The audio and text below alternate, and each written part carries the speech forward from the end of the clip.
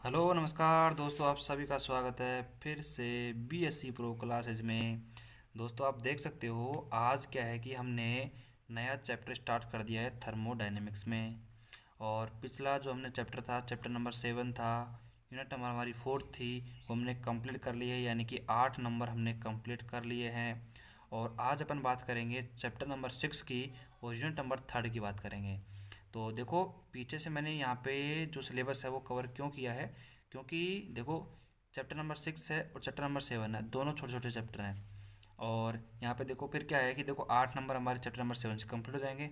फिर 8 नंबर हमारे क्या हो जाएंगे यहाँ से कंप्लीट, यानी 16 नंबर यहाँ से अपनी कंप्लीट हो जाएंगे। फिर उसके बाद में देखो यूनिट नंबर जो हमारी फर्स्ट बचेगी और यूनिट नंबर जो हमारी सेकंड है वो थोड़ी बड़ी बड़ी हैं, थोड़ी सी क्या हैं उनमें चैप्टर से जो ज़्यादा हैं। देखो फर्स्ट नंबर 3 चैप्टर हैं हमारे और सेकंड में फिर हमारे 2 चैप्टर हैं। इस प्रकार के जो यूनिट हमारे पास बड़ी है, इसलिए अपन को क्या लगेगा कि हम 50% हमने सिलेबस कवर कर लिया है, यानी कि हमने 8 8 16 नंबर हमने पक्के कर लिएंगे यहाँ पे यूनिट नंबर 3 अपन कंप्लीट करते ही। तो देखो ये भी हमारे पास छोटी यूनिट है और इसमें भी अपन को टाइम नहीं लगेगा, यानी कि 8 से 9 लेक्चर इसमें लगेंगे, इसमें जैसे उसमें लगे थे। तो देखो बात बात करते हैं न्यूमेरिकल की, जो अपन ने पिछले यूनिट में नहीं करवाए हैं। तो मैं क्या करता हूँ, देखो भाई जैसे अपने पास से अपना जो सिलेबस है वो कवर हो जाएगा, कंप्लीट सिलेबस हो जाएगा। तो लास्ट में क्या करेंगे अपन, पिछले साल के जितने भी न्यूमेरिकल आए हुए हैं, क्वेश्चंस आए हुए हैं, उनको अपन डिस्कस कर लेंगे लास्ट में। लेकिन अभी तो अपन क्या करें, हमारा जो पहला काम है वो ये है कि सिलेबस को कवर करें। अब बात करते हैं आज अपन अपना जो टॉपिक है आज का, उस पर अपन बात करते हैं और चैप्टर नंबर 6 की बात करते हैं। तो चैप्टर नंबर 6 हमारा चिरसमत भौतिकी है, क्लासिकल फिजिक्स है। और देखो चैप्टर नंबर जो 7 था हमारा वो था क्वांटम भौतिकी, यानी कि क्वांटम फिजिक्स के बारे में बात करी थी अपन ने, क्वांटम स्टैटिक्स के बारे में बात करी थी। लेकिन यहाँ पे क्लासिकल स्टैटिक्स के बारे में बात करेंगे अब। तो अब देखो यहाँ पे अपन थोड़ा सा यहाँ पे डिस्कस करते हैं, किसमें, क्लासिकल और क्वांटम में। अब देखो किसी भी पार्टिकल की अपन बात करते हैं, किसी भी कण के लिए बात करते हैं, उसको अगर अपन परिभाषित करते हैं, ठीक है, तो अपन बात करते हैं चिरसमत भौतिकी के द्वारा भी किसी भी कण को समझाया गया और क्वांटम भौतिकी के द्वारा भी किसी कण को समझाया गया। लेकिन आखिरकार जो क्वांटम भौतिकी है वो अपन कह सकते हैं अपग्रेड वर्जन है चिरसमत भौतिकी का। तो कैसे है, क्या है, तो देखो आइए समझते हैं अपन यहाँ पे। तो यहाँ पे देखो अपन एक हेडिंग डाल देते हैं, यहाँ पे देखो क्या डालते हैं, देखो ध्यान देखना। यहाँ पे अपन हेडिंग डालते हैं चिरसमत भौतिकी, ठीक है। यहाँ पे हेडिंग डालते हैं अपन, यहाँ पे क्या डालते हैं, क्लासिकल फिजिक्स डालते हैं अपनी चिरसम्मत भौतिकी। और इसके अंतर्गत अपन थोड़ा सा यहाँ पे डिस्कस करते हैं। तो आइए चलते हैं चिरसम्मत भौतिकी की अपन बात करते हैं, क्लासिकल फिजिक्स की थोड़ा सा यहाँ पे डिस्कस कर लेते हैं, चलो। तो भाई देखो किसी भी पार्टिकल की अपन बात करते हैं, तो भाई कोई भी कण है हमारे पास, कोई भी क्या है हमारे पास पार्टिकल है, उसको अपन क्या करते हैं, परिभाषित करते हैं। और वो चिरसम्मत भौतिकी के द्वारा भी किया जाता है और क्वांटम भौतिकी के द्वारा भी किया जाता है। तो इस पार्टिकल के ऊपर हम पूरी कहानी की बात करते हैं। देखो ब्रह्मांड में कोई भी पार्टिकल है, यूनिवर्स में कोई भी पार्टिकल है, उसको देखो डिफाइन करने के लिए दो हमारे पास स्टैटिक्स आती हैं, एक तो आती है क्वांटम और एक आती है क्लासिकल। सबसे पहले क्लासिकल स्टैटिक्स आती है, तो इन्होंने क्या करा कि हमारे जो पार्टिकल है उनको समझाया, इनको परिभाषित किया। और इन्होंने केवल देखो यहाँ पे कमी क्या आई इनकी, कि इन्होंने पार्टिकल को समझाया, लेकिन इन्होंने क्या करा, जो हमारे पास माइक्रो सिस्टम है, माइक्रो नहीं मैक्रो, स्थूल निकाय, बड़ा निकाय है, उनमें अपने जो पार्टिकल है उनको परिभाषित किया। और इन्होंने समझाया कि हमारे पास जो पार्टिकल होता है केवल एक नेचर शो करता है, अर्थात हमारे पास केवल पार्टिकल यानी कि तरंग जो हमारे पास प्रकृति है उसको शो नहीं करता है, अर्थात केवल एक ही प्रकृति को यहाँ पे शो करता है, ठीक है। यानी कि हमारे पास चिरसम्मत भौतिकी के द्वारा क्या कहा गया कि हम केवल यहाँ पे जो हमारे पास स्थूल निकाय है, हमारे पास जो माइक्रो सिस्टम है, इसी के अंतर्गत अपन पार्टिकल को डिफाइन कर सकेंगे। लेकिन जब यहाँ पे पार्टिकल की जो साइज है वो छोटी होती चली गई, यानी कि माइक्रो, अब बात करते हैं सूक्ष्म, हमारे पास जो पार्टिकल है इसकी जो हमारे पास क्या है, इसकी जो साइज है वो बिल्कुल छोटी हो गई, सूक्ष्म हो गई इसकी। तो फिर भाई साहब चिरसम्मत भौतिकी ने हाथ खड़े कर दिए। इन्होंने कहा कि हम यहाँ पे पार्टिकल को अब समझाने में बिल्कुल भी समर्थ नहीं है। फिर भाई साहब क्या हुआ, फिर भाई साहब क्या हुआ कि हमारे पास जो हमारी भौतिकी है, हमारे पास जो फिजिक्स है, उस फिजिक्स में एक नई भौतिकी का निर्माण हुआ, या नई भौतिकी का जन्म हुआ, जिसको बोलते हैं अपन क्वांटम भौतिकी। और क्वांटम भौतिकी के द्वारा फिर हमारे पास जो माइक्रो पार्टिकल हैं, सूक्ष्म जो कण हैं हमारे पास, उनकी व्याख्या की गई। और फिर वहाँ पे चिरसमत भौतिकी की कमियों को दूर किया गया क्वांटम भौतिकी के द्वारा। तो यहाँ पे देखो चिरसमत भौतिकी और क्वांटम भौतिकी की अपन तुलना एक पार्टिकल के माध्यम से कर सकते हैं, और पार्टिकल के द्वारा अपन ये कह सकते हैं कि हमारे पास चिरसमत भौतिकी केवल कण का जो पार्टिकल हमारे पास उसकी एक ही प्रकृति को समझा पाई थी हमारे पास। और यहाँ पे हमारे पास जो सूक्ष्म यानी कि क्वांटम भौतिकी है वो हमारे पास कण की दोनों प्रकृति को द्वैत नेचर को यानी कि ड्यूअल नेचर जो हमारे पास द्विब्रोगली का सिद्धांत आता है क्वांटम भौतिकी के अंतर्गत। उन्होंने कहा कि हमारे पास कण है वो तरंग की भांति भी कार्य करता है और कण की भांति पार्टिकल की भांति भी काम करता है, अर्थात दोनों तरंगे या दोनों प्रकृति हमारे पास शो करता है। तरंग प्रकृति को भी शो करता है और हमारे पास साथ के साथ कण प्रकृति को भी शो करता है, तो दोनों प्रकृतियों को हमारे पास शो करता है। तो ये हमारे पास क्वांटम भौतिकी हो गई। तो यहाँ यानी कि हमारा जो चैप्टर का नेम है चिरसमत भौतिकी, उसको थोड़ा बहुत आपको समझने में आसानी हुई होगी कि हम आखिरकार चिरसमत भौतिकी की स्टार्टिंग कहाँ से हुई, किस प्रकार इन्होंने स्टार्टिंग करी और कैसे क्या फिर उनकी कमियां आई, कमियों को किस प्रकार दूर किया गया है। और फिर अपन बात करते हैं, देखो यहाँ पे चिरसमत भौतिकी के अंतर्गत चिरसमत भौतिकी में अपन मैक्सवेल और बोल्ट्जमान वैज्ञानिक हैं, इन्होंने मुख्य रूप से देखा जाए तो हमारे पास चिरसमत भौतिकी के अंतर्गत हमारे पास जो पार्टिकल है, हमारे पास जो कण है, इसको हमारे पास वैज्ञानिक हुए थे जिनका नाम है, क्या है इनका नाम है मैक्सवेल। एक तो मैक्सवेल और एक बोल्ट्जमान, दोनों सांख्यिकी मतलब दोनों क्या है वैज्ञानिक हैं। दोनों वैज्ञानिकों ने अपनी सांख्यिकी दी, मैक्सवेल बोल्ट्जमान सांख्यिकी, और इसके अंतर्गत स्थूल निकाय यानी जो हमारे पास बड़े बड़े निकाय होते हैं स्थूल निकाय, इनमें पार्टिकल का क्या करा, पार्टिकल का अध्ययन किया। पार्टिकल का मतलब बिल्कुल जितना हो सकता है उतना इन्होंने अध्ययन किया और रिजल्ट निकाले और हमें यहाँ पे रिजल्ट प्रोवाइड करवाए। फिर उसके बाद में इसके आगे आने वाले जो साइंटिस्ट हैं उन्होंने यहाँ पे पार्टिकल के ऊपर यहाँ पे रिसर्च करी और यहाँ पे फिर मैक्सवेल बोल्ट्जमान जो कमियां हैं उनको दूर किया गया। तो इन्होंने यहाँ पे एक सांख्यिकी दी थी चिरसमत भौतिकी में, जिसे मैक्सवेल बोल्ट्जमान सांख्यिकी कहते हैं। हालांकि क्या है, हालांकि मैक्सवेल बोल्ट्जमान सांख्यिकी है वो काफ़ी हद तक यहाँ पे महारत हासिल कर ली थी इन्होंने कण पार्टिकल को समझाने के लिए। और इन्होंने यहाँ पे मैक्सवेल बोल्ट्जमान सांख्यिकी है, इन्होंने यहाँ पे जो पार्टिकल है उनको समझाने के लिए मैंने आपको चैप्टर नंबर 7 में भी इस वर्ड का यूज किया था, कला समष्टि फेज स्पेस। और मैंने कहा था आपसे कि इसके बारे में अपन यहाँ पे चैप्टर नंबर 6 में बात करेंगे डिटेल से। तो यहाँ पे अपन इसके बारे में बात करेंगे कला समष्टि फेज स्पेस के बारे में। तो यहाँ पे जो मैक्सवेल और बोल्ट्जमान जो हमारे पास वैज्ञानिक हैं, इन्होंने कला समष्टि का फेज स्पेस का उपयोग करते हुए यहाँ पे पार्टिकल का क्या करा, यहाँ पे पार्टिकल की रिसर्च करी और इन्होंने यहाँ पे इसको डिफाइन करा कि किसी भी पार्टिकल या किसी भी कण की स्थिति को समझने के लिए कि आखिरकार वो पार्टिकल कहाँ पे एग्जिस्ट करता है, वहाँ पे उसको समझने के लिए कला समष्टि का उपयोग किया जाता है। और कला समष्टि में किसी भी पार्टिकल को समझाने के लिए आपको पता है हमारे पास देखो, तो यहाँ पे कला समष्टि में अपन बात करते हैं 6D के अंदर, यानी कि अपन बात करते हैं 6 डायमेंशन में इसको अपन यानी कि व्याख्या करते हैं इसकी। यानी समझ में आया आपको कुछ? और मैंने आपको वहाँ पे बताया भी था कि कला समष्टि में अपन किसी भी पार्टिकल को अगर अपन डिफाइन करते हैं तो अपन 6 डायमेंशन का उपयोग करते हैं, यानी कि 6D का उपयोग करते हैं।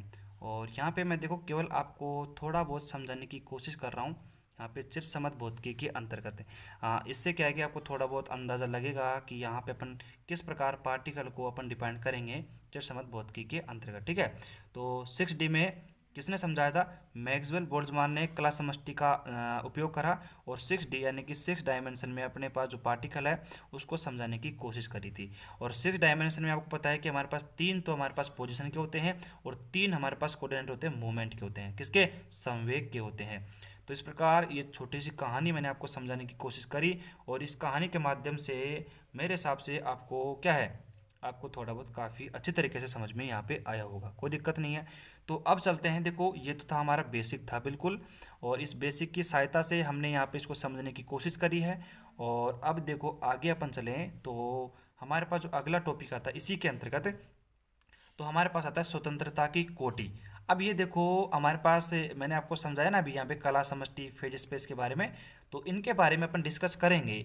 लेकिन उनसे पहले ये तो क्या है, कला समष्टि है, ये छोटे छोटे टॉपिक मान लो आप, और इसके द्वारा अपन इतना कोई ज़्यादा यहाँ पे अपन बात नहीं करेंगे। लेकिन यहाँ पे सबसे पहले अपन किसी भी पार्टिकल को अगर अपन डिफाइन करते हैं, किसी भी अगर पार्टिकल को डिफाइन करते हैं, उसके लिए हमारे पास स्वतंत्रता की कोटि अर्थात फ्री वेरिएबल आवश्यक होते हैं। तो समझेंगे बस एक बार अपन यहाँ पे हेडिंग डाल लेते हैं हमारे पास जो यहाँ पे है। तो यहाँ पे अपन अगला टॉपिक जो बात करेंगे, देखो आज की क्लास हमारी पहली क्लास है, तो यहाँ पे केवल अपना बेस बनाएंगे अपन चैप्टर के ऊपर कि अपन किसकी बात करने वाले हैं और किसके बारे में इस चैप्टर के बारे में पढ़ने वाले हैं, इसलिए थोड़ा सा बेस बनाने यहाँ पे ज़रूरी है। तो आगे चलते हैं, हमारा जो अगला टॉपिक है वो है अपने पास स्वतंत्रता की कोटि। क्या है हमारे पास? स्वतंत्रता की कोटि है हमारे पास, ठीक है। यानी कि हमारे पास स्वतंत्रता की जो कोटि है हमारे पास, तो ये हमारे पास वेरी वेरी इंपॉर्टेंट होती है किसी भी पार्टिकल को या किसी भी कण की व्याख्या करने के लिए। अब देखो बात करते हैं अपन चिरसमत भौतिकी के अंतर्गत किसी भी कण या पार्टिकल या फिर निकाय का अगर अपन अभिविन्यास करते हैं, उसको समझाते हैं, उसका अध्ययन करते हैं, तो हमारे पास फ्री वेरिएबल स्वतंत्र चरों की आवश्यकता ज़रूर होती है। और स्वतंत्र चर होंगे अपने पास, जितने स्वतंत्र चर होंगे उतनी हमारे पास स्वतंत्रता की कोटि होगी अर्थात डिग्री ऑफ फ्रीडम होगी। स्वतंत्रता की कोटि जितने हमारे पास फ्री वेरिएबल होंगे उतनी हमारे पास स्वतंत्रता की कोटि होगी, डिग्री ऑफ फ्रीडम होगी। अब देखो इसको अपन समझते हैं, बिल्कुल आप थोड़ा सा यहाँ पे धैर्य रखिए। देखो अपने पास कोई पार्टिकल है, ये हमारे पास कोई पार्टिकल है, ये हमारे पास कोई कण है, अपन इसको अध्ययन करते हैं। देखो हमारे पास मान लो ये पार्टिकल हमारे पास, ये पार्टिकल केवल हमारे पास एक्स डायरेक्शन में अध्ययन कर, मतलब अध्ययन नहीं, एक्स डायरेक्शन में हमारे पास मूवमेंट गति कर रहा है। तो देखो इस पार्टिकल को हमारे पास, जैसे कोई पार्टिकल कण है हमारे पास, ये पार्टिकल एक्स डायरेक्शन में हमारे पास एक्स दिशा में गति कर रहा है। तो इस पार्टिकल की व्याख्या करने के लिए, इसका अभिविन्यास करने के लिए, इसका अध्ययन करने के लिए हमें क्या करना पड़ेगा? हमें यहाँ पे फ्री वेरिएबल चाहिए और फ्री वेरिएबल की सहायता से फिर अपन क्या करेंगे? फ्री वेरिएबल की सहायता से अपन यहाँ पे इसको डिफाइन करेंगे और फिर उसके बाद में हम कहेंगे इसकी डिग्री ऑफ फ्रीडम हमारे पास इतनी होगी। तो डिग्री ऑफ फ्रीडम जो हमारी होती है वो डिपेंड करती है किसके ऊपर?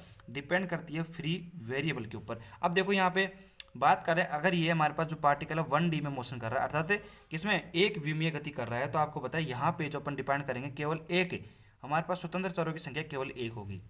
आगे बात समझ में? उसी प्रकार अगर मान लो हमारे पास जो पार्टिकल है, हमारे पास जो कण है वो अगर 2D में मोशन कर रहा है, ठीक है, इस प्रकार अगर मान लो 2D में मोशन कर रहा है, एक्स और वाई डायरेक्शन मोशन कर रहा है, 2D के अंदर मोशन कर रहा है, तो वहाँ पे फिर अपन को परिभाषित करने के लिए अर्थात यहाँ पे पार्टिकल की व्याख्या करने के लिए, पार्टिकल को समझाने के लिए, उसका अध्ययन करने के लिए हमें यहाँ पे दो कोऑर्डिनेट अर्थात एक्स वाई की आवश्यकता पड़ेगी। उसी प्रकार यदि अपन बात करते हैं आगे, उसी प्रकार अगर अपन बात करते हैं यहाँ पे, अगर ये पार्टिकल हमारे पास 3D में मोशन करता है, हमारे पास 3D में गति करता है, तो वहाँ पे फिर अपन क्या करेंगे? वहाँ पे फिर अपन को इस कण को, इस पार्टिकल को समझाने के लिए हमें तीन चरों की आवश्यकता पड़ती है एक्स वाई जेड की। तो ये तो हो गया सिंपल वे में अपन को समझना कि हमारे पास 1D 2D और 3D के अंतर्गत कोई पार्टिकल मोशन करता है, कोई गति करता है, तो उसको समझाने के लिए हमें कोऑर्डिनेट की आवश्यकता होती है, स्वतंत्र चरों की आवश्यकता होती है, ठीक है। तो ये हमारे पास कोऑर्डिनेट हो गए। तो इसके अलावा अगर हम बात करें, देखो ध्यान से समझने की यहाँ पे कोशिश करना, तो ये तो समझा हमने सिंपल वे में समझ लिया कि हम यहाँ पे पार्टिकल की अगर अपन उसकी मोशन को देखते हैं, गति को देखते हैं, इस प्रकार अपन देख लेते हैं। लेकिन देखो किसी भी पार्टिकल को हमने फर्स्ट ईयर में पढ़ा था, आपने यदि मैकेनिक्स में अगर फर्स्ट ईयर में पढ़ा हो तो हमने क्या करा था? किसी भी कण की स्थिति को देखने के लिए, पोजीशन को देखने के लिए निर्देश तंत्र की सहायता लेते हैं और निर्देश तंत्र के अंतर्गत अपन बात करते हैं किसी भी पार्टिकल के लिए निर्देश तंत्र में उसकी स्थिति का पता होना जरूरी है। जैसे मान लो ये हमारे पास एक निर्देश तंत्र है, ठीक है, ये हमारे पास एक निर्देश तंत्र है, यहाँ पे मान लो हमारे पास कोई पार्टिकल है, कण मौजूद है, यानी कि हमारे पास, बात मैं यही कह रहा हूँ, बात मैं यही समझाने की कोशिश कर रहा हूँ। लेकिन देखो किसी भी पार्टिकल को समझाने के लिए हमारे पास निर्देश तंत्र की आवश्यकता होती है और निर्देश तंत्र की आवश्यकता होती है, और निर्देश तंत्र में समझाने के लिए उसकी पोजीशन की आवश्यकता होती है अर्थात उसकी स्थिति का पता होना जरूरी है, जिसे हमें आर वेक्टर से इसको निरूपित करते हैं। अब देखो, अब आर वेक्टर से इसको निरूपित करेंगे और आपको पता है कि स्थिति को समझाने के लिए यदि हमारे पास स्थिति 1D है, तो हमारे पास इसमें हमारे पास क्या हो जाएगा, आर यानी कि स्थिति किस प्रकार प्रदर्शित करेगी, एक्स कैप से, ठीक है। और यदि हमारे पास जो हमारे मोशन है वो 2D होगी तो उसमें जो कोऑर्डिनेट होंगे एक्स वाई होंगे, अर्थात अगर वो द्विविमीय गति करेगा तो वहाँ पे स्वतंत्र चरों की संख्या हमारे पास 2 होगी, एक्स और वाई होगी। उसी प्रकार अगर हमारे पास जो पार्टिकल है, अगर 3D की बात करते हैं, इस पार्टिकल देखो यहाँ पे बात करते हैं तो हमारे पास जो स्वतंत्र चरों की संख्या होगी वो 3 होगी। अब देखो यहाँ पे अपन बात कर रहे हैं स्थिति के अंदर, आर कैप के अंदर बात करते हैं पोजीशन के, हमारे पास जो कोऑर्डिनेट होते हैं, हमारे पास ये हमारे पास पोजीशन है, इस पोजीशन के अंतर्गत आपको पता है एक्स वाई जेड 3 कोऑर्डिनेट मौजूद होते हैं, x comma y comma z होते हैं, 3 कोऑर्डिनेट मौजूद होते हैं। और x cap y cap z cap की बात करते हैं, अपन पोजीशन की बात करते हैं, स्थिति की बात करते हैं। तो आपको पता है कि जब यहाँ पे अपन स्थिति को देखते हैं तो यहाँ पे एक्स वाई जेड 3 यहाँ पे अपने निर्देशांक आते हैं, कोऑर्डिनेट आते हैं। तो मैं आपको समझाने की यहाँ पे कोशिश करता हूँ कि हमारे पास जो x है वो y है और z है, ये तीनों आपस में एक दूसरे पर निर्भर नहीं करते हैं, अर्थात ये इंडिपेंडेंट हैं, स्वतंत्र हैं हमारे पास। तो हम कह सकते हैं x, y और z ये तीनों क्या हैं, स्वतंत्र चर हैं।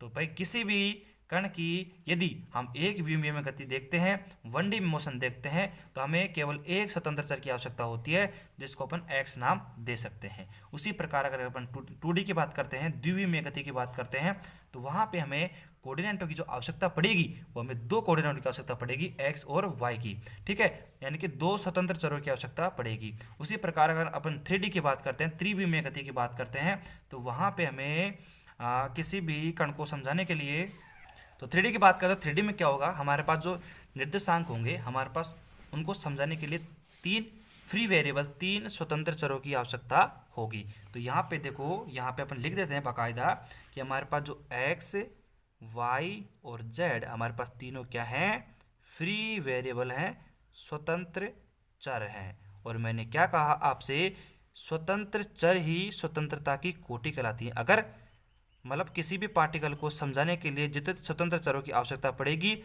उतनी ही हमारे पास स्वतंत्रता की कोटि उसकी होती है। तो ठीक है, यानी कि स्वतंत्रता की कोटि को समझने के लिए स्वतंत्रता की कोटि,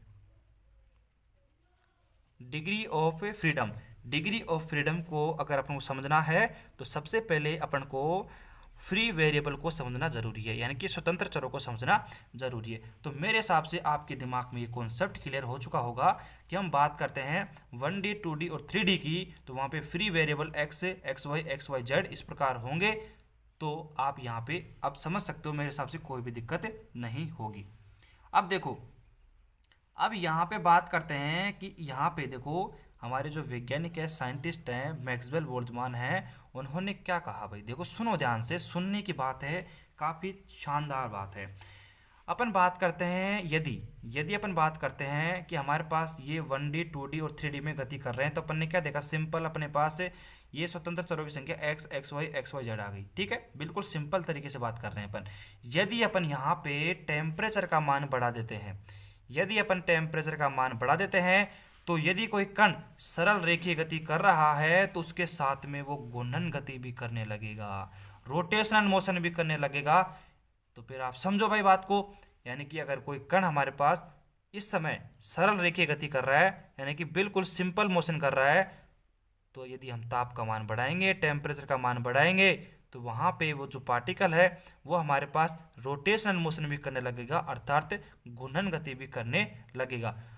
फिर अब देखो भाई, अपन ने कह दिया कि वो घूर्णन गति करने लगेगा, तो आपको पता है कि वहाँ पे फ्री वेरिएबल यानी कि स्वतंत्र चरों की संख्या है वो बढ़ जाएगी। कैसे बढ़ जाएगी, क्यों बढ़ जाएगी, क्योंकि देखो यदि अपन सिंपल मोशन की बात करते हैं तो वहाँ पे अगर x हमारे पास स्वतंत्र चर है, अगर वहाँ पे घूर्णन गति और भी होने लगेगी, तो घूर्णन गति को परिभाषित करने के लिए भी हमें स्वतंत्र चर की आवश्यकता पड़ेगी। तो यहाँ पे अगर अपन टेम्परेचर का मान बढ़ा देते हैं तो हमारे पास क्या हो जाती है, रोटेशनल मोशन की एक वृद्धि हो जाती है किसी भी पार्टिकल में। उसी प्रकार अपन 2D की बात करते हैं, 2D के अंतर्गत भी यदि अपन टेम्परेचर का मान बढ़ाते हैं तो यहाँ पे एक्स वाई तो हमारे पास सिंपल मोशन के लिए थे ही, लेकिन यदि हम बात करते हैं टेम्परेचर का मान बढ़ाते हैं तो वहाँ पे हमारे घूर्णन जो गति है, रोटेशन जो मोशन है, वो उसकी वृद्धि हो जाती है। और वहाँ पे अगर हमारे पास रोटेशन मोशन ऐड हो गई तो भाई उसको समझाने के लिए भी हमें फ्री वेरिएबल यानी कि स्वतंत्र चरों की आवश्यकता पड़ेगी। ये मैं आपको समझाने की कोशिश यहाँ पे कर रहा हूँ। और भाई देखो, ये तो हमारे पास सिलेबस में है, लेकिन देखो यदि हमारे पास टेम्परेचर का मान और भी अधिक कर दिया जाए, और भी अधिक कर दिया जाए, बढ़ा दिया जाए, तो फिर क्या होगा, फिर क्या होगा कि हमारे पास जो पार्टिकल है, हमारे पास जो कण है, वो सिंपल गति करेगा, उसके साथ में गुणन गति करेगा, लेकिन साथ साथ में कंपन गति भी करेगा। ओसुलेशन मोशन आप कहते हो ना, ओसुलेटर बोलते हैं, ओसुलेशन मोशन, दोलनीय गति करेगा, कंपन गति करेगा उस जगह पर।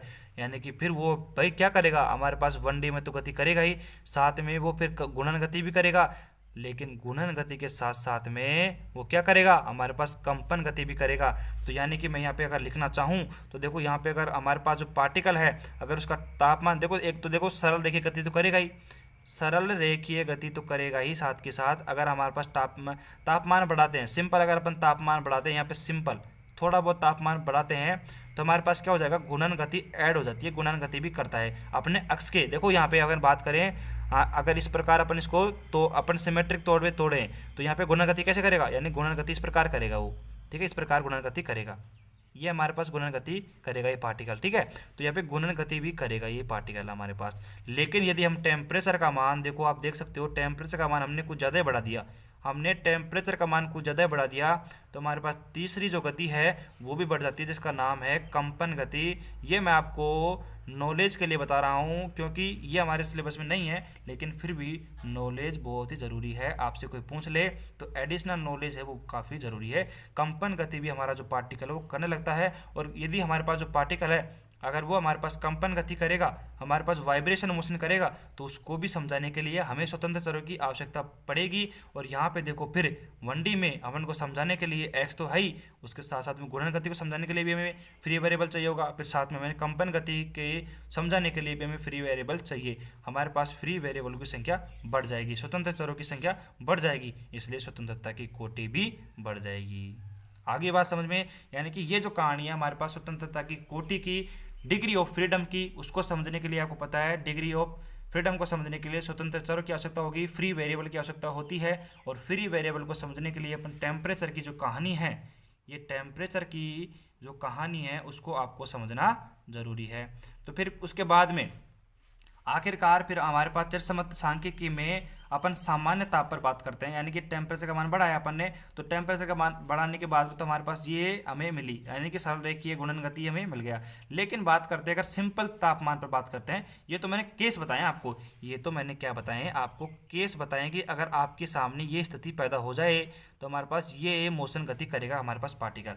लेकिन यदि हमारे पास सिंपल टेम्परेचर की बात करें, बिल्कुल सिंपल टेम्परेचर की बात करें, तो उस स्थिति में हमारे पास एक फॉर्मूला आता है, उस फॉर्मूले के द्वारा हम स्वतंत्रता की कोटि को ज्ञात कर सकते हैं। लेकिन भाई स्वतंत्रता की जो हमारी कोटि है मैं आपको बता देता हूँ, इसको अपन किससे, इसको अपन ऐप से निरूपित करते हैं, यानी कि अपन स्मॉल ऐप से इस प्रकार इसको निरूपित कर सकते हैं। इसको बोलते हैं अपन स्वतंत्रता की कोटि, डिग्री ऑफ फ्रीडम से इसको निरूपित करते हैं। तो ये कहानी मेरे हिसाब से आपको बिल्कुल अल्टीमेट तरीके से समझ में आ जानी चाहिए। और मेरे हिसाब से किसी भी चैप्टर को समझने से पहले उस चैप्टर का अगर आपके पास बेस तैयार है, उसकी नींव मजबूत है, तो मेरे हिसाब से उसको समझने में कोई भी प्रॉब्लम नहीं होगी। तो यहाँ पे अपन इसका फॉर्मूला समझते हैं, लेकिन उससे पहले आपको ये पता होना जरूरी है कि स्वतंत्रता की कोटि को ऐप से निरूपित करते हैं। तो आगे अपन बढ़ते हैं अगले पेज में, और वहाँ पे अपन देखते हैं स्वतंत्रता की कोटि को निकालने का एक फॉर्मूला। फिर अपन बात करेंगे, हम स्वतंत्रता की कोटि निकालेंगे किसमें, एक परमाणु अणु में, द्विपरमाणु अणु में, त्रिपरमाणु अणु में और बहुपरमाणु अणु में भी अपन उसकी स्वतंत्रता की कोटि को ज्ञात करेंगे। ठीक है, तो ये प्रकार आपको समझ में आए, ये पूरी कहानी समझ में आ गई होगी मेरे हिसाब से, तो आपको अल्टीमेट तरीके से आगे चलते हैं अपन। अब यहाँ पे देखते हैं, तो कुछ सिंपल सी बात है, यहाँ पे अपन को फॉर्मूला देखते हैं, यहाँ पे अपन फॉर्मूला देखते हैं, सूत्र देखते हैं किसका, डिग्री ऑफ फ्रीडम निकालने का, स्वतंत्रता की कोटि को निकालने का फॉर्मूला देखते हैं। ये हम चिरसम्मत भौतिकी के अंतर्गत इस फॉर्मूले को पढ़ते हैं, और ये फॉर्मूला है हमारे पास क्या है, F = 3n माइनस का k। ये हमारे पास फॉर्मूला हो गया किसको, डिग्री ऑफ फ्रीडम, स्वतंत्रता की कोटि को निकालने का फॉर्मूला। तो आपसे एक नंबर में पूछा जा सकता है, ये हमारे पास स्वतंत्रता की कोटि को निकालने के लिए, तो इस प्रकार अपन स्वतंत्रता की कोटि का जो फॉर्मूला है हमारा, स्वतंत्रता की कोटि, इस प्रकार अपन इसको ज्ञात कर सकते हैं, स्वतंत्रता की कोटि। अब देखो ये हमारे पास स्वतंत्रता की कोटि है, अब ये किस प्रकार अपन ज्ञात करेंगे, और यहाँ पे देखो हमारे पास जो ऐप है वो तो आपको पता है स्वतंत्रता की कोटि को प्रदर्शित करता है। लेकिन यहाँ पे क्या है, ये एन क्या है, यहाँ पे जो एन है वो हमारे पास परमाणु नंबर ऑफ एटम है, परमाणुओं की संख्या है, परमाणुओं की संख्या है। तो यहाँ पे परमाणुओं की संख्या है, क्या है, एन हमारे पास परमाणुओं की संख्या है। तो नंबर ऑफ एटम हो गए। और हमारे पास जो के है, यहाँ पे जो के है अपन बात करते हैं जैसे द्विपरमाणु अणु की बात करते हैं, जैसे H2 है हमारे पास अणु है, इस अणु के लिए बात करते हैं तो हमारे पास देखो इस प्रकार इसकी संरचना होगी H2 की, है ना, H ये H। तो हमारे पास जो बीच में बंधों की संख्या है ना, हमारे पास ये बंधों की संख्या है हमारे पास के। तो बंधों की संख्या है हमारे पास के होगी। तो भाई देखो आज के लेक्चर को अपन यहीं पे समाप्त करेंगे इसी सूत्र के साथ में। और मेरे हिसाब से क्या है कि देखो आपको इस लेक्चर को थोड़ा सा ध्यान से सुनना भी है और समझना भी है साथ के साथ। क्यों?